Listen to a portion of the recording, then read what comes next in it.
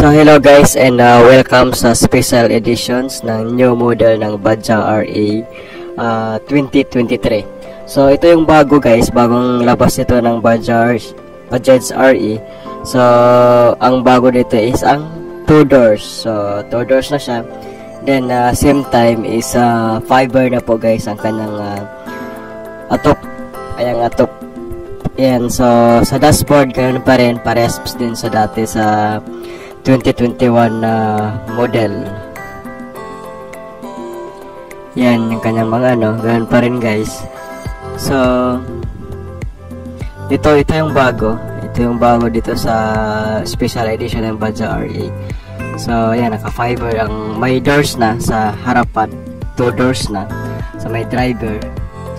Then plus sa likod, so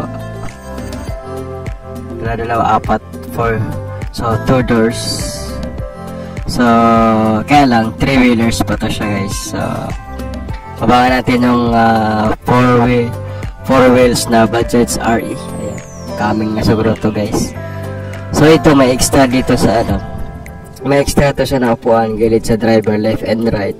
So i-assemble lang to sa guys para sa mga at least makargahan yung mga gabiyahe. Ayan, kapit mo lang yan siya. May frame na yan siya guys, kasama na yan sa so mamaya sabihin natin kung magkano itong Bajaj RA na special edition. So ito yung bago sa kanya, itong atop.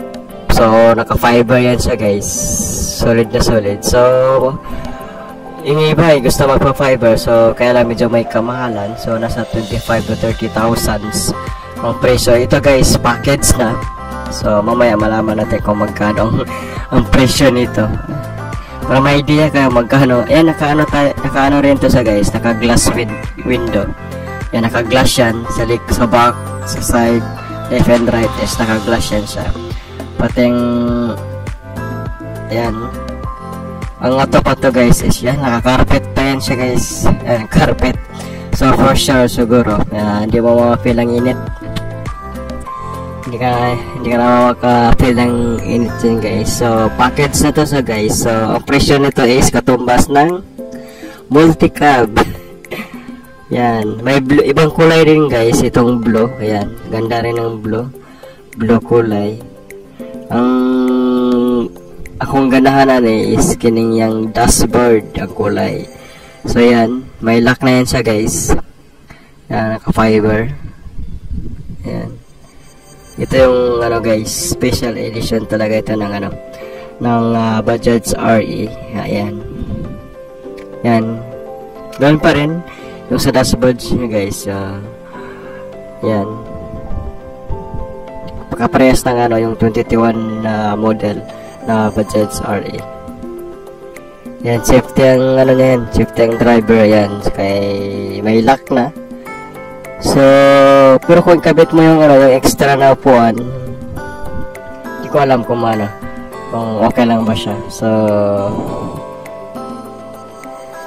ayan, yan lang ang nito guys, yung bago yung naka-fiber na siya. So kaya lang medyo may kamahalan. Yan, ka-glass yan, glass window rin siya. Hindi ko alam kung mainit ba to. Yan. So mamaya malaman natin kung magkano itong naka-fiber na. So iba gusto naka-fiber na at ako naka-plano rin fiber na lang. So kaya lang medyo mahal, hindi makaya sa ating ang budget. Siyempre rin sa sa size guys, sa gulong. Ayan, walang nagbago ang makina, ganoon pa rin, 200cc cc pa rin, 200cc. So siguro dapat pag binili mo to, dapat hindi ka na hindi ka magsisisi. Hindi ka magsisisi sa guys, sa presyo nito. Ayan, solid na solid. Ang makina po guys is ganoon pa rin ang is 200cc. So Ayan, dito may ano na, may dalawang unit na dito sa ano, dito tayo nakape sa Jar Santos City. Mayroong dalawang unit na naka-display sa kanilang store dito sa MCOR National Highway. So mamaya malaman natin magkano, din kung magkano i-down mo, magkano ang monthly mo. So alin mas gusto nyo guys, itong blue o yung white? Ako mas gusto ko yung ano, yung blue. Blue na. So ganda ang blue. Yung iba gusto rin ng white. So kasi yung tuk-tuk ko ngayon is mag 3 years na, yung akin is yellow. So FI yun. So mga old model na. So binili natin yun is nag-down lang tayo ng 3.5 baka promo. So ito guys, ang down nito is 2,000. Ano lang ito eh,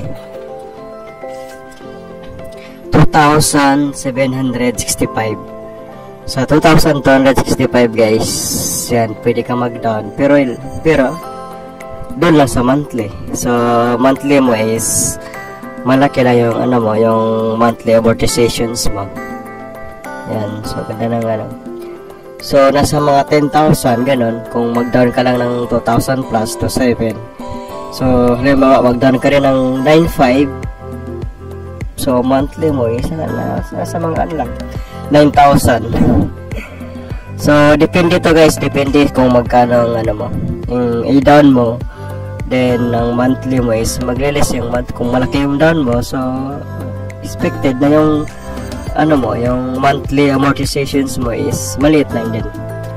So halimbawa mag-down ka ng 50,000. So kung may pera ka man lang, kung makadaon ka ng 50,000, so ang monthly mo niyan is nasa mga 8,000. So within 3 years, 4 years yan guys. 4 years. So ang total na ano nito guys is, total presyo nito is 248,999. So magkakasabot to siya 248,999. So 249,000. So makabili ka niya ng multi-cab transformer. So pero magbili ka rin ng multi-cab, magbili ka rin ng transformer. So doon ka rin sa maintenance mo. So ito is less maintenance, konti lang yung maintenance mo nito. So naka-carpet yan sa guys. Ang atop yan sa likod, ka-fiber. So hindi ko alam kung mabigat ba sa mapiktuhan ba ang takbo nito. And thank you for watching po guys. Don't forget to subscribe. Bye bye.